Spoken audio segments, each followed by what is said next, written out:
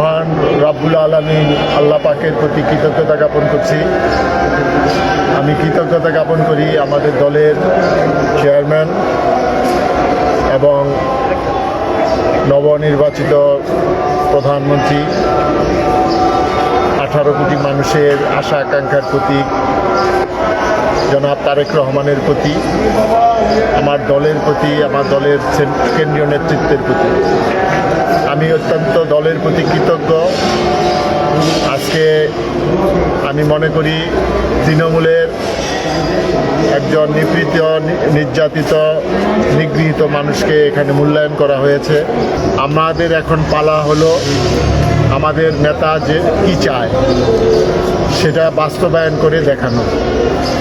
আজকে উনি যে ভিশন নিয়ে, যেই চিন্তা চেতনা নিয়ে আজকে বাংলাদেশের রাষ্ট্র ক্ষমতায় অধিষ্ঠিত হয়েছে, এটা আসলে আমরা ক্ষমতা হিসাবে ধরি না, এটা হলো আমাদের দায়িত্ব, জনগণের প্রতি, সমাজের প্রতি, রাষ্ট্রের প্রতি দায়িত্ব।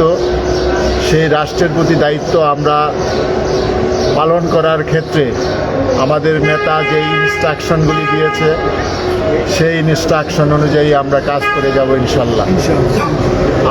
আপনারা জানেন যে বাংলাদেশের মধ্যে নারায়ণগঞ্জ একটি অত্যন্ত পুরাতন শহর, ব্যবসা বাণিজ্য সমৃদ্ধ শহর, বাংলাদেশের জাতীয় আয়ের একটি বিশেষ অংশ এই নারায়ণগঞ্জ থেকে আসে। এই নারায়ণগঞ্জ তারপরেও ঢাকার অত্যন্ত পাশে, রাজধানীর পাশে হওয়ার পরেও অত্যন্ত পিছু সারির একটি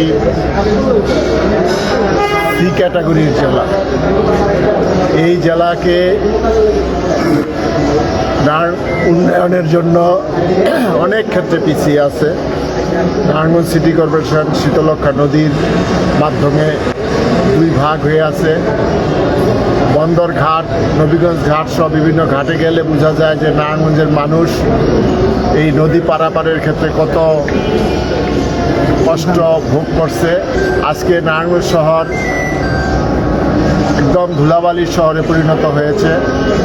নারায়ণগঞ্জ শহর যানজটের শহরে পরিণত হয়েছে।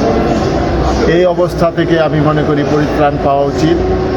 আমি একটা অল্প সময়ের একটা প্যাকেজ তৈরি করব এবং এই যানজট সমস্যা, এই ধুলাবালির সমস্যা এবং নারায়ণগঞ্জের যে শৃঙ্খলাটা সেটা ফিরে আনার চেষ্টা করব।